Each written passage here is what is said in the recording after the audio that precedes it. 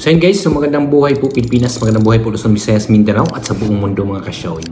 So for today's video mga kasyawin ay atin po pag-usapan yung sinasabi po ni Senator Amy Marcos, no, na wala ng eleksyon daw sa December. Yun ang sabi niya. So bago natin pag-usapan yan mga kasyawin, no, don't forget to like, share, and comment down below mga kasyawin para po makita po natin ang inyong reaction, no, at mabasa po natin ang inyong mga komento mga kasyawin. And don't forget to subscribe.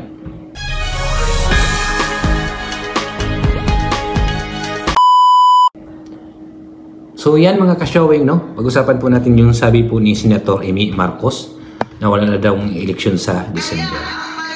Bakit kaya nasabi ni Senator Amy Marcos mga kasyawing na wala pong eleksyon sa December? No? Tayo ba'y aasa dun sa sinasabi po niya or atin pong baliwalain, no? Siguro alam niya kung bakit wala pong eleksyon sa December. Ba't niya nasabi ng ganun? Or nanguha lang po siya ng simpatiya, no? At nanguha lang po siya ng buto para po ngayong darating na May. Pero sana magkatotoo yung sabi niya, no? Kaya ang gagawin na lang na talaga natin ay abangan na lang talaga sa June kung magkatotoo ba yung sinasabi po niyang wala ng eleksyon sa December, no? Kasi yan ang sabi ko sa inyo, no? Hindi pa naman batas yung fixed term sitting na yan, pero nanindigan si Senator Amy Marcos na talagang wala na raw talagang eleksyon sa December. No, kaya abangan na lang natin yung magkatotoo ba yung sinasabi niya or baka naman na kumuha lang po siya ng buto, no, sa mga barangay officials. So kayo na lang po ang maghusga mga kasyawing, no, kung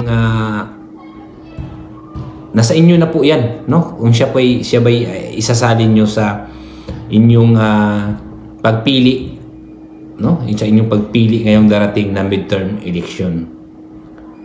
Depende na lang sa inyo yan, no, kung kayo po'y kung kursunada ninyo si Senator Amy Marcos mga kasyawing. Sana magkatotoo yung sinasabi niya na walang eleksyon sa December, no, para siyempre maraming masaya sa ganun decision ni Senator Amy Marcos, no? At kung magkatotoo man, pasensya na po sa mga gusto pong tumakbo sa December, no?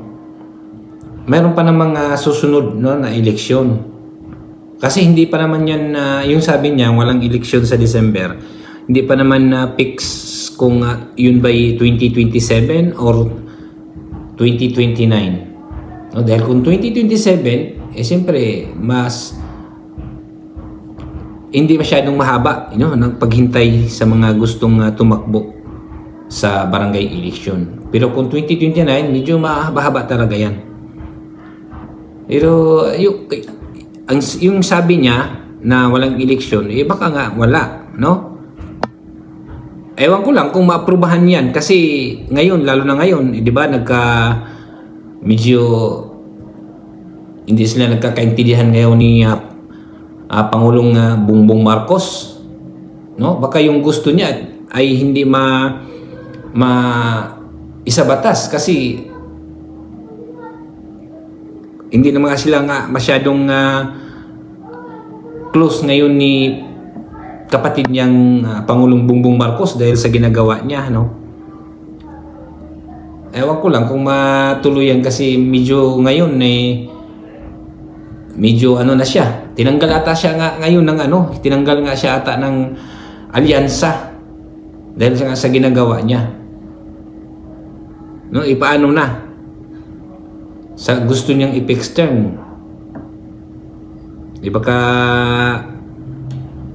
maudlot na naman yan?